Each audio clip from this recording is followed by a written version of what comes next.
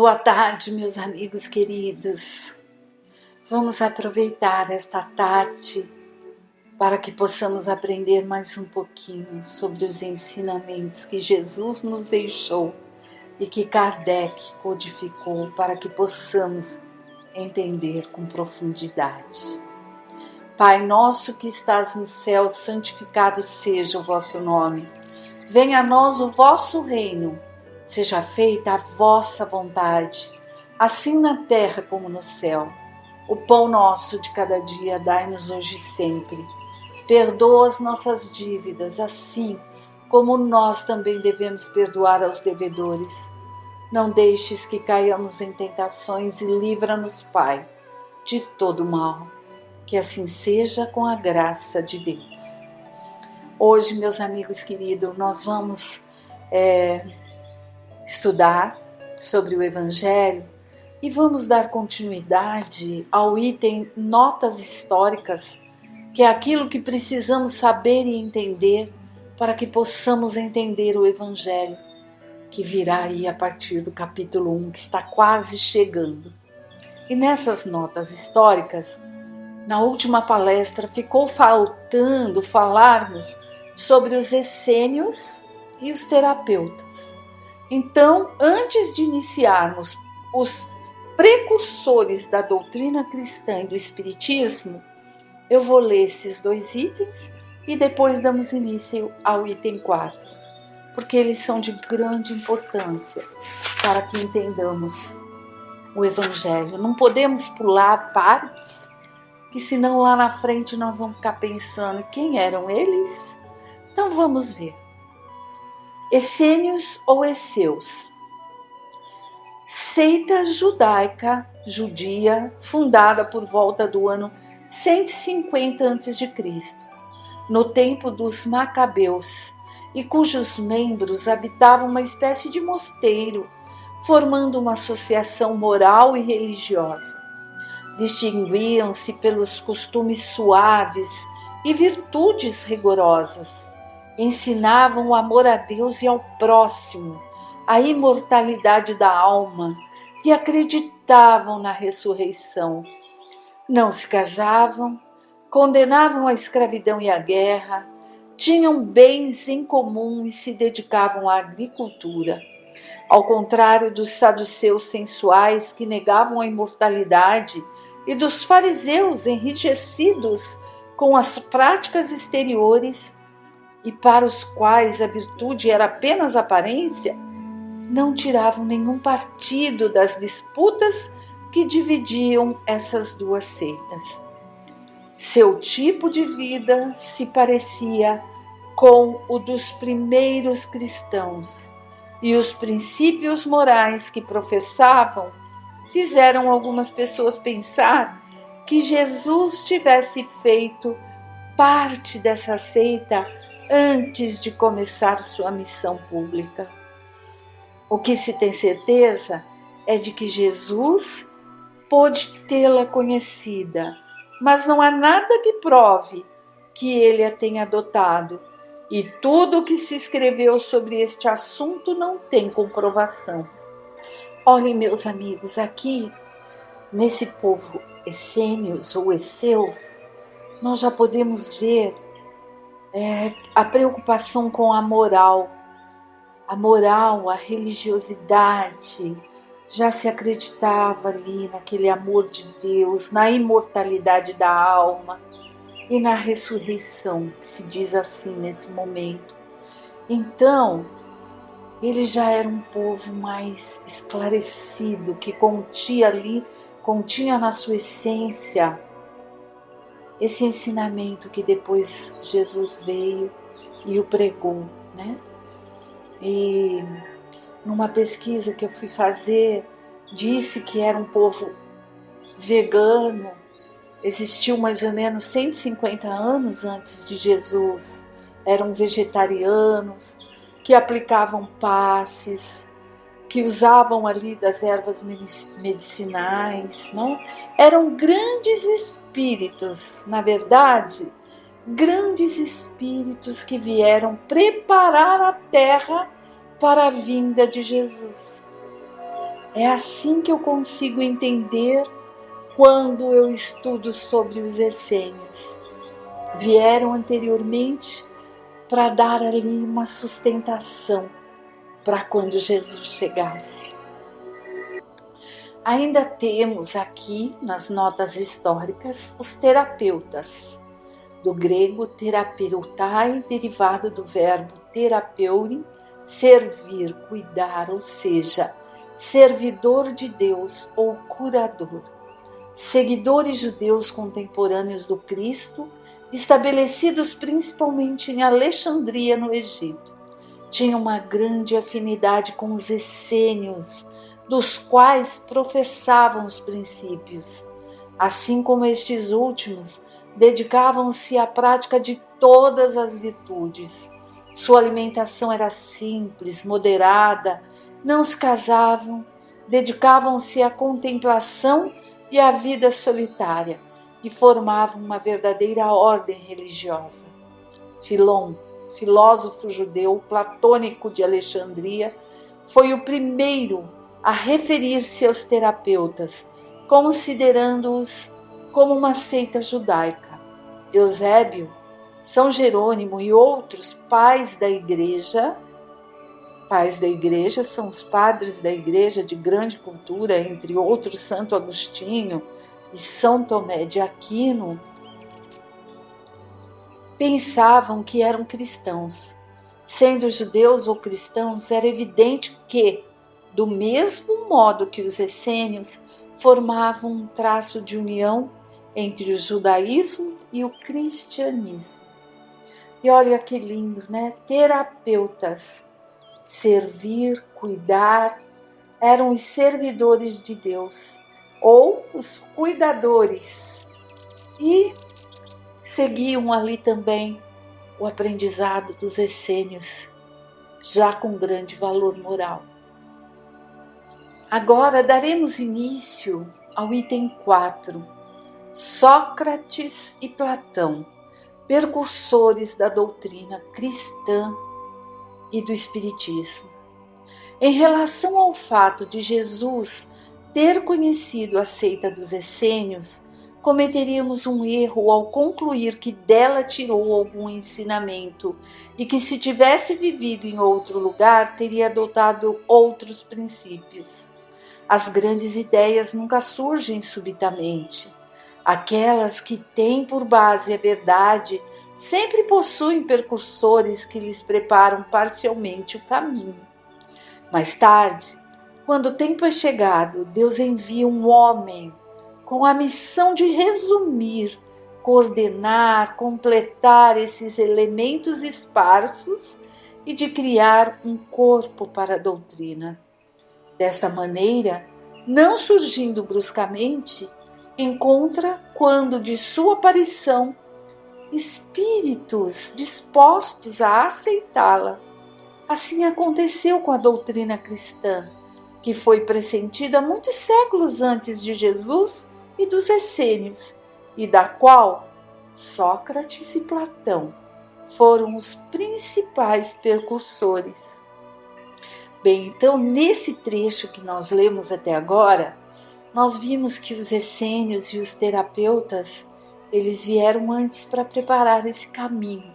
E não que Jesus tenha aprendido com eles, se não tivesse estado com eles, não seria o Jesus que nós conhecemos, de amor e de fidelidade, né, como o é. Outra coisa que precisamos saber para que possamos entender essa leitura é que Sócrates nasceu 470 anos antes de Cristo e desencarnou em 399 anos antes de Cristo, com 70 anos de idade. Ele já veio com ideias e colocações que o Cristo veio reforçar depois. E depois do Cristo, o Espírito veio reforçar mais ainda. Então, para alguém que nasceu lá em 470 antes de Cristo, aí nós vemos que já tinha também ali um começo dessas ideias todas do cristianismo chegando. Sigamos a leitura.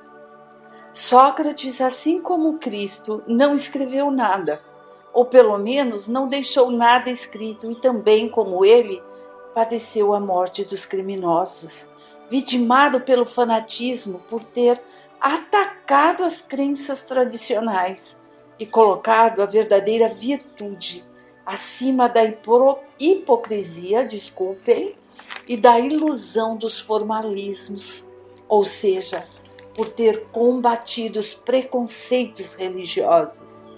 Assim como Jesus foi acusado pelos fariseus de corromper o povo com seus ensinamentos, também Sócrates foi acusado pelos fariseus de seu tempo.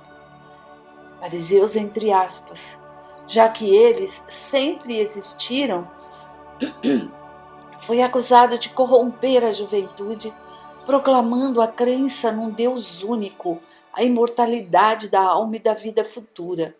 Da mesma maneira que a doutrina de Jesus, apenas pelos escritos de seus discípulos, conhecemos a de Sócrates, pelos escritos de seu discípulo Platão. Acreditamos ser útil resumir aqui os seus principais pontos, os mais importantes, para mostrar sua concordância com os princípios do cristianismo. Aqueles que julgarem esta comparação uma profanação e que afirmam não poder haver semelhança entre a doutrina de um pagão e a de Cristo, responderemos que a doutrina de Sócrates não era pagã, visto que tinha por objetivo combater o paganismo, e que a doutrina de Jesus, mais completa e mais depurada do que a de Sócrates, nada tem a perder com a comparação, que a grandeza da missão divina do Cristo não será diminuída e, além de tudo, é a própria história que não pode ser sufocada. O homem chegou a um tempo em que a luz surge por si mesma, debaixo do alqueire. Ela está maduro, ele está, o homem, nós, maduro para encará-la de frente. Pior para aqueles que temem abrir os olhos. Chegou o tempo de encarar amplamente as coisas do alto e não mais sob o ponto de vista mesquinho e acanhado dos interesses, das seitas e das raças. Estas situações provarão, além disso, que, como Sócrates e Platão pressentiram as ideias cristãs, encontram-se igualmente na sua doutrina os princípios fundamentais do Espiritismo. Então vejamos um pouquinho sobre este trecho. Sócrates, assim como Jesus, ele não escreveu nada, ele não deixou nada por escrito. Foi o seu discípulo Platão que escreveu os ensinamentos que recebeu de Sócrates. E Sócrates, ele dizia ter a colocação do pai e da mãe dele. O pai era escultor e a mãe era parteira. Ele entendia que estava esculpindo e renascendo mentes para uma nova ideia, uma nova cultura, uma nova educação. Olha que coisa linda, né? Eu sempre lia, mas nunca tinha ido pesquisar. Aí quando eu achei isso, ele juntou como se ele fosse o escultor, esculpindo ideias nas mentes que eram ali tão duras, tão retrógradas, e parteira, deixando nascer ali pensamentos novos. E ele traz a ideia da alma, da reencarnação, do Deus único, o que na Grécia, com o paganismo, a ideia era bem diferente. Os sacerdotes da época se incomodavam com as ideias que Sócrates trazia para aquele tempo. Eles não achavam de bom grado como que esse Sócrates anda dizendo isso ao povo. Como, né? Por isso o prenderam como um criminoso e o obrigaram a tomar um cálice de cicuta, que era a forma usada na época para executar os criminosos. E qual era o crime dele? Segundo os olhos daqueles que eram profundamente materialistas e dominadores, trazer a luz ao povo, fazer com que enxergassem o que agora nós estamos aprendendo sobre as verdades. Agora nós vamos ler resumo da doutrina de Sócrates e Platão. Item 1. O homem é uma alma encarnada. Vejamos, então aqui é a ideia que Jesus nos ensinou e que passamos a entender bem melhor com o Espiritismo. E se lembrarmos que ele nasceu, Sócrates, quase 500 anos antes de Cristo, a gente entende que ele já trouxe naquela época esses ensinamentos para que quando Jesus viesse, já não fosse algo de tão difícil aceitação. O homem é uma alma encarnada. Antes de sua encarnação, ela existia junto aos modelos primordiais. As ideias do verdadeiro, do bem e do belo, separou-se deles ao encarnar e, lembrando-se de seu passado, fica mais ou menos atormentada pelo desejo de voltar a ele. Aqui nesse trecho, quando ele nos diz que ele existia aos modelos primordiais, é que significa que no estado de espírito, onde tudo está no começo, como as nômades, o mais simples organismo da vida, nas mãos de Deus, onde tudo se gera. Isso é nota do rodapé do nosso Evangelho. Não podemos exprimir mais claramente a diferença e a independência dos dois princípios, o inteligente, a alma, e o material, o corpo. Além disso, temos aí a doutrina da pré-existência da alma, da vaga intuição que ela conserva de um outro mundo ao qual deseja voltar, da sobrevivência ao corpo, da saída do mundo espiritual para encarnar e da sua volta a esse mundo após a morte. É, enfim, o germe da doutrina dos anjos decaídos. A alma se perturba e confunde quando se serve do corpo para apreciar qualquer assunto. Sente vertigens como se estivesse ébria, pois se une às coisas que são, por sua natureza, sujeita a mudanças. Em vez disso, quando ela contempla sua própria essência, volta-se para o que é puro, eterno, imortal e, sendo dessa mesma natureza, aí permanece ligada pelo maior tempo que puder. É aí que suas perturbações então findam, pois ela está unida ao que é imutável, e é este estado da alma é o que se chama de sabedoria. Aqui neste trecho, meus amigos, nós vemos colocações muito parecidas com o que vemos e aprendemos no Espiritismo. Fala, quando estamos ligados, presos ao que é material, ao corpo, há sofrimento. E quando se liberta disso, passa a ter um maior conhecimento do que a realidade e a realidade que importa, né? A gente passa quando, até nos momentos de sono, né? Quando estamos ali, o corpo dorme, a gente passa, o nosso espírito vai por aí, tem essa maior liberdade para se encontrar, para estudar, para aprender ou estar com os maus, dependendo do que sintonizamos. E a essa liberdade que ele coloca aí, e esse conhecimento que é o que de realidade se importa, ele dá o nome de sabedoria. E o que nós estamos fazendo? Será que estamos mais ou menos assim, caminhando rumo à sabedoria? Ou será que ainda estamos empacados no materialismo, no cuidado só com o corpo? Porque precisa cuidar? Precisa. É a casa do nosso espírito. Mas isso serve para pensarmos um pouquinho, né? Assim, o homem que considera as coisas terra a terra, sob o ponto de vista material, vive iludido. Para apreciá-las com justeza, é preciso vê-las do alto, ou seja, sob o ponto de vista espiritual. O verdadeiro sábio deve, portanto, isolar a alma do corpo para ver com os olhos do espírito. Eis o que ensina também o Espiritismo. Ver capítulo 2, versículo 5 do próprio Evangelho. Enquanto tivermos nosso corpo e a alma estiver mergulhada nessa corrupção, nunca possuiremos o objeto de nossos desejos, a verdade.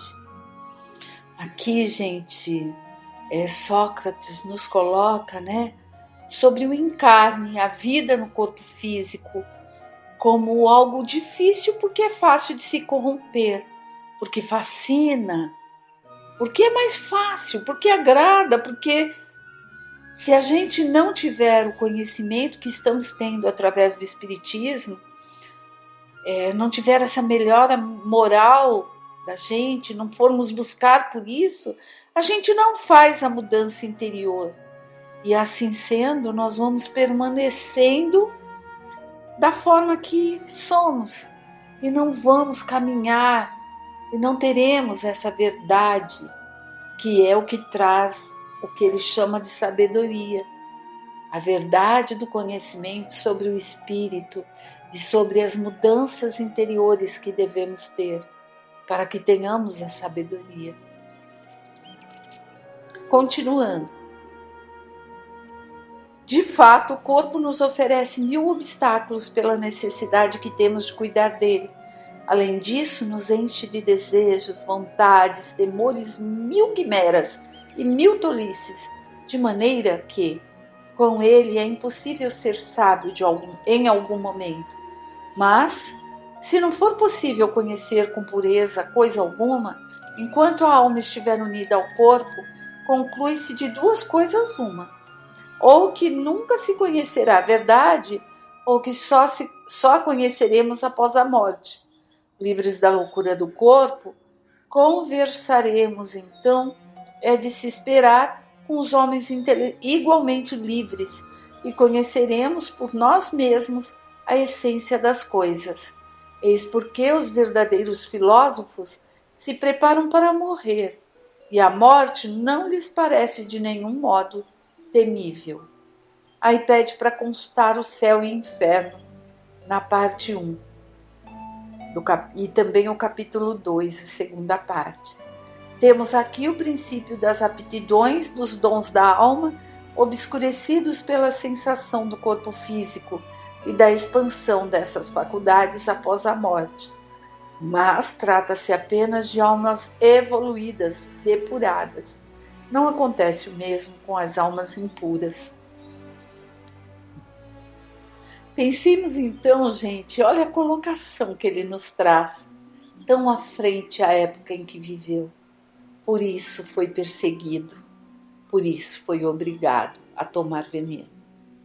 E nós vamos continuar na próxima palestra, porque esse item desse título aqui do Evangelho é bastante longo e não dá para terminar num dia só. E o aprendizado continuará. Se Deus quiser, Ele há de querer. Ótima semana a todos. Fiquem com Deus.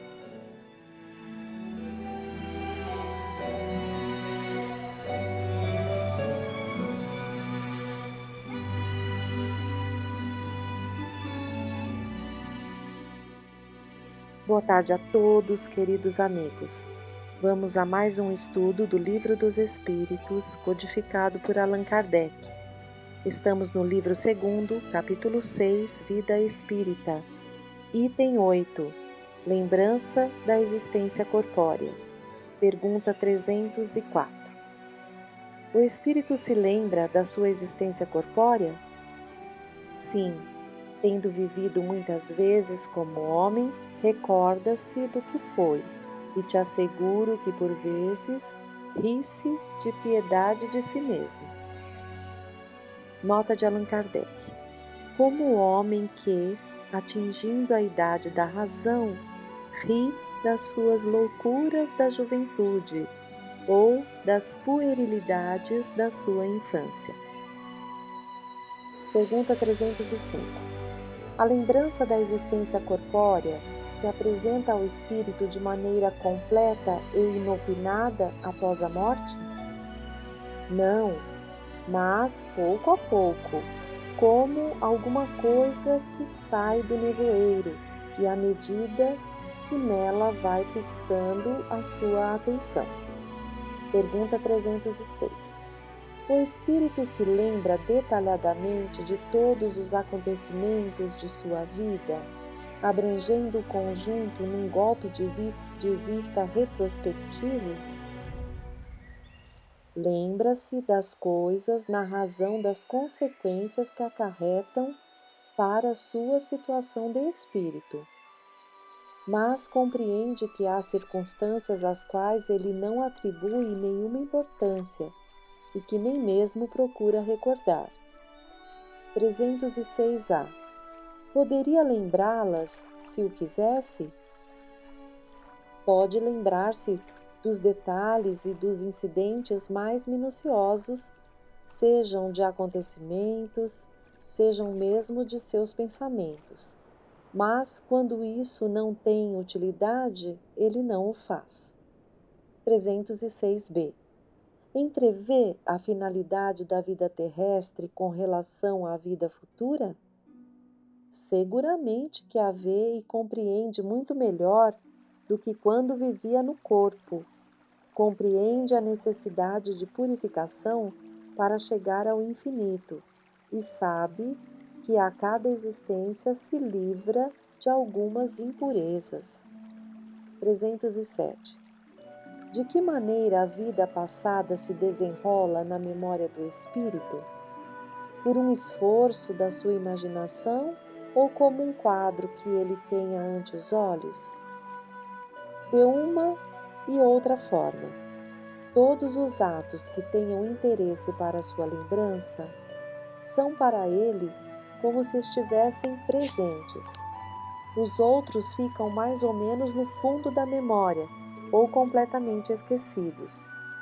Quanto mais desmaterializado estiver, menos importância atribui às coisas materiais. Fazes muitas vezes a evocação de um espírito errante que acabou de deixar a terra e não se lembra dos nomes das pessoas que amava, nem dos detalhes que para ti parecem importantes. É que pouco lhe interessam e caem no esquecimento. Aquilo de que ele se lembra muito bem são os fatos principais que o ajudam a se melhorar. 308. O espírito se lembra de todas as existências que precederam a que acabou de deixar? Todo o seu passado se desenrola diante dele como as etapas de um caminho que o viajante percorreu. Mas, como já dissemos, ele não se lembra de uma maneira absoluta de todos os atos, recordando-os apenas na razão da influência que tenham sobre o seu estado presente. Quanto às primeiras existências, as que se podem considerar como a infância do espírito, perdem-se no vazio e desaparecem na noite do esquecimento.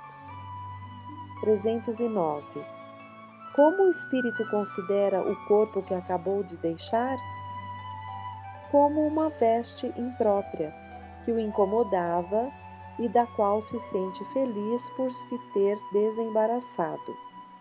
309A. Que sentimento experimenta à vista do seu corpo em decomposição? Quase sempre o de indiferença, como por uma coisa a que não dá mais importância. 310. Ao fim de um certo lapso de tempo, o espírito reconhece os ossos ou outras coisas que lhe tenham pertencido? Algumas vezes. Isso depende da maneira mais ou menos elevada pela qual considere as coisas terrestres. 311. O respeito que se tem pelas coisas materiais que os espíritos deixaram atrai a sua atenção para esses objetos e eles consideram esse respeito com prazer. O espírito se sente sempre feliz de ser lembrado. As coisas que dele conservamos avivam em nós a sua lembrança, mas é o pensamento o que o atrai para vós e não os objetos. 312. Os espíritos conservam a lembrança dos sofrimentos que suportaram durante sua última existência corpórea? Frequentemente a conservam, e essa lembrança os faz melhor aliviar a felicidade que podem desfrutar como espíritos. Vou ler de novo essa resposta, olha. Pergunta e resposta. Os espíritos conservam a lembrança dos sofrimentos que suportaram durante sua última existência corpórea? Frequentemente a conservam, e essa lembrança os faz melhor avaliar a felicidade que podem desfrutar como espíritos.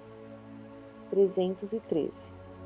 O homem que foi feliz neste mundo lastima os gozos que perdeu ao deixar a terra? Somente os espíritos inferiores podem lastimar os gozos que correspondem à impureza de sua natureza e que eles expiam pelo sofrimento. Para os espíritos elevados, a felicidade eterna é 1000 vezes preferível aos prazeres efêmeros da terra. 314. Aquele que iniciou grandes trabalhos com uma finalidade útil e que os vê interrompidos pela morte, lamenta tê-los deixado por acabar? Não, porque vê que os outros estão destinados a concluí-lo. Ao contrário, trata de influenciar outros espíritos humanos a continuá-los. Seu objetivo na Terra era o bem da humanidade. Esse objetivo é o mesmo no mundo dos espíritos. 315. Aquele que deixou trabalhos de arte ou de literatura conserva pelas suas obras o amor que tinha durante a vida? Segundo sua elevação, julga-as de outra maneira e frequentemente reprova o que mais admirava. 316. O espírito se interessa ainda pelos trabalhos que se fazem na terra, pelo progresso das artes e das ciências? E isso depende de sua elevação ou da missão que possa ter a cumprir. Aquilo que vos parece magnífico é frequentemente bem pouca coisa para certos espíritos, que o admiram como o sábio admira a obra de um escolar. Eles examinam o que pode provar a elevação dos espíritos encarnados e seus progressos. 317. Os espíritos conservam, depois da morte, o amor da pátria? É sempre o mesmo princípio. Para os espíritos elevados, a pátria é o universo. Na Terra, é aquela em que possuem maior número de pessoas simpáticas. Nota de Allan Kardec. A situação dos espíritos e a sua maneira de ver as coisas variam ao infinito, na razão do grau de seu desenvolvimento moral e intelectual. Os espíritos de uma ordem elevada geralmente fazem na Terra estações de curta duração.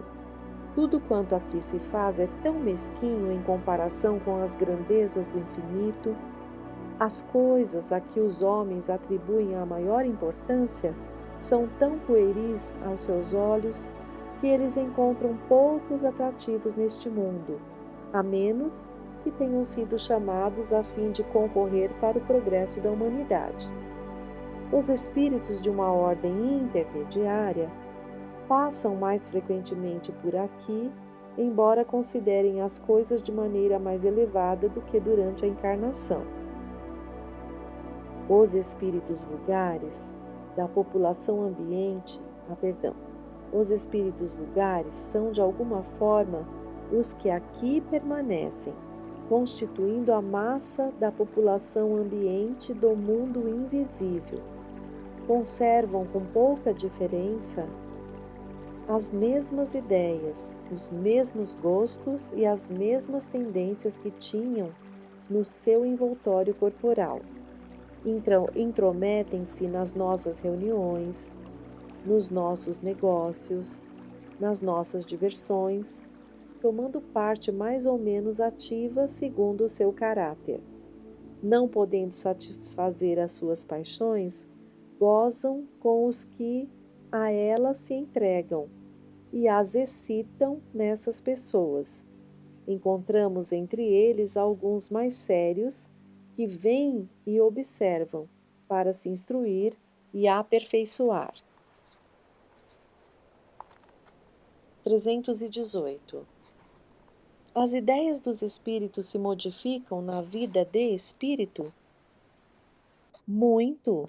Sofrem modificações muito grandes à medida que o espírito se desmaterializa. Ele pode, às vezes, permanecer muito tempo com as mesmas ideias, mas, pouco a pouco, a influência da matéria diminui e ele vê as coisas mais claramente. É então que procura os meios de se melhorar. 319. Desde que o espírito já viveu a vida espírita antes da sua encarnação, de onde vem o seu espanto ao reentrar no mundo dos espíritos?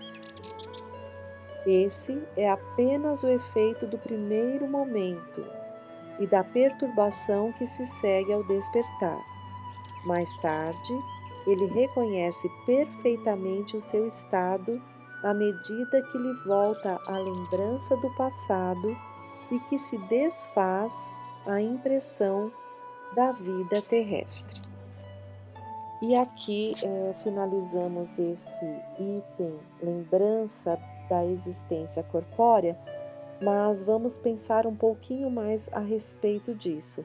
Inclusive, essa última pergunta, de que o espírito, desde que o espírito já viveu a vida espírita antes da sua encarnação, de onde vem o espanto, né, ao reentrar no mundo dos espíritos? Eles pedem para a gente ver o item 163 e os seguintes, e nós vamos estar buscando aqui mesmo no livro dos Espíritos esses itens a que ele se refere, que é sobre a perturbação espírita.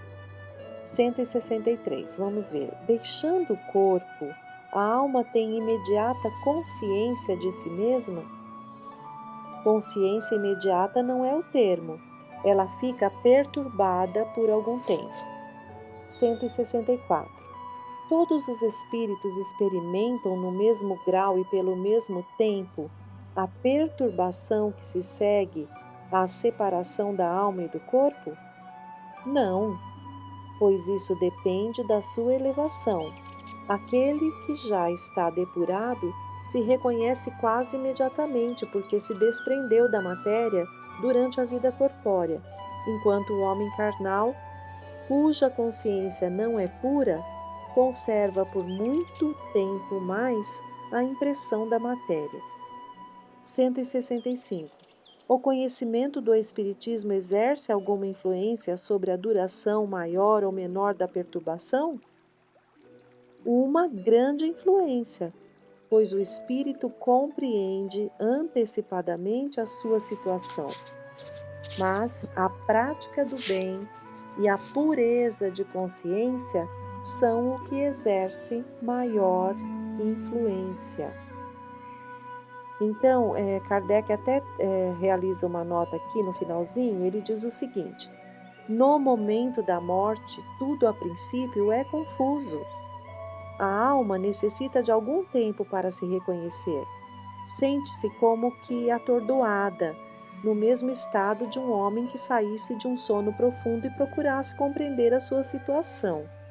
A lucidez das ideias e a memória do passado lhe voltam à medida que se extingue a influência da matéria de que se desprendeu e que se dissipa essa espécie de nevoeiro que lhe turva os pensamentos.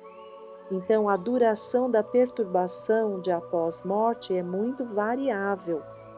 Pode ser de algumas horas, como de muitos meses e mesmo de muitos anos.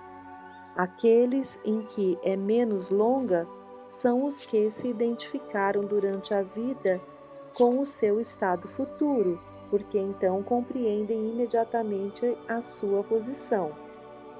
Essa perturbação apresenta circunstâncias particulares, segundo o caráter dos indivíduos e, sobretudo, de acordo com o gênero de morte. Nas mortes violentas, por suicídio, suplício, acidente, apoplexia, ferimentos, etc., o espírito é surpreendido, espanta-se, não acredita que esteja morto e sustenta teimosamente que não morreu. Não obstante, vê o seu corpo, sabe que é dele, mas não compreende que esteja separado. Procura as pessoas de sua afeição, dirige-se a elas e não entendem por que não o ouvem. Esta ilusão mantém-se até o completo desprendimento do espírito, e somente então ele reconhece o seu estado e compreende que não faz mais parte do mundo dos vivos. Esse fenômeno é facilmente explicável. Surpreendido pela morte imprevista, o espírito fica aturdido com a mudança brusca que nele se opera. Para ele, a morte é ainda sinônimo de destruição, de aniquilamento. Ora, como continua a pensar, como ainda vê e escuta, não se considera morto. E o que aumenta a sua ilusão é o fato de se ver num corpo semelhante ao que deixou na terra, cuja natureza etérea ainda não teve tempo de verificar. Ele o julga sólido e compacto como o primeiro. E quando se chama a sua atenção para esse ponto, admira-se de não poder apalpá-lo. Assemelha-se este fenômeno ao dos sonâmbulos inexperientes que não creem estar dormindo. Para eles, o sono é sinônimo de suspensão das faculdades. Ora, como pensam livremente e podem ver, não acham que estão dormindo. Alguns espíritos apresentam essa particularidade, embora a morte não os tenha colhido inopinadamente, mas ela é sempre mais generalizada entre os que, apesar de doentes, não pensavam em morrer. Vê-se então o espetáculo singular de um espírito que assiste aos próprios funerais como os de um estranho, deles falando como de uma coisa que não lhe dissesse respeito até o momento de compreender a verdade. A perturbação que se segue à morte nada tem de penosa para o homem de bem. É calma e em tudo semelhante à que acompanha um despertar tranquilo. Para aquele cuja consciência não está pura, é cheia de ansiedades e angústias. Nos casos de morte coletiva, observou-se que todos os que pereceram ao mesmo tempo nem sempre se revêem imediatamente. Na perturbação que se segue à morte, cada um vai para o seu lado ou só se preocupa com aqueles que lhe interessam. Então vejam que esse item é muito interessante. Então, no momento da morte ali, se vamos ter ou não lembrança da existência corpórea, então, via de regra, podemos sim nos lembrar. Mas essa sensação de estarmos bem ou não vai depender do apego, dos valores que tínhamos enquanto vivos no corpo de carne.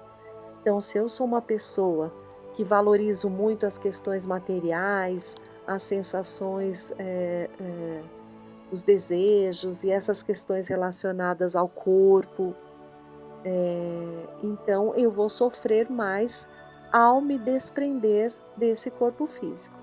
Agora, se eu sou um espírito que dou valor ao corpo, cuido tudo, mas que compreendo que estou aqui apenas de passagem, compreendo que existe vida após a morte do corpo físico, creio em Deus, tenho fé. Esse desprendimento se torna muito mais fácil.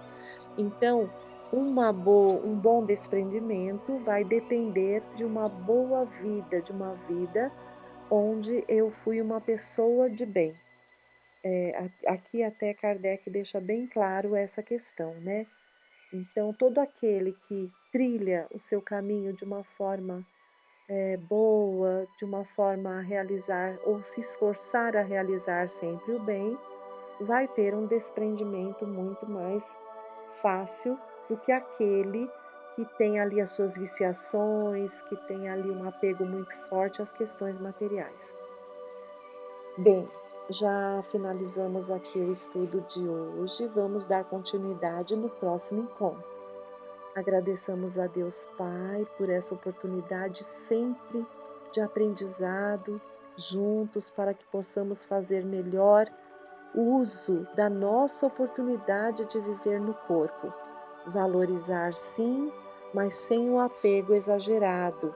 Cuidar do corpo, zelar por esse instrumento físico que Deus nos deu para agir, mas saber que estamos aqui de passagem, que devemos fazer o melhor para retornarmos à nossa pátria espiritual, que de lá viemos e para lá todos nós que estamos encarnados haveremos de retornar. Agradeçamos a Deus então por essas oportunidades. Pai nosso que estais nos céus, santificado seja o vosso nome, venha a nós o vosso reino, seja feita a vossa vontade, assim na terra como no céu. O pão nosso de cada dia nos dai hoje, perdoai as nossas ofensas, assim como nós perdoamos aos nossos irmãos. E não nos deixes cair em tentações, livrando-nos sempre de todo o mal. Uma boa tarde.